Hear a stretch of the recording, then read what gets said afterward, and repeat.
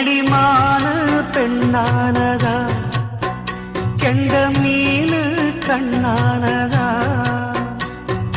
பூமுடிச்சு பொட்டு வச்சு புன்னகையில் தேன் தெளிச்சு பக்கம் ஒரு சொர்க்கம் வருதா.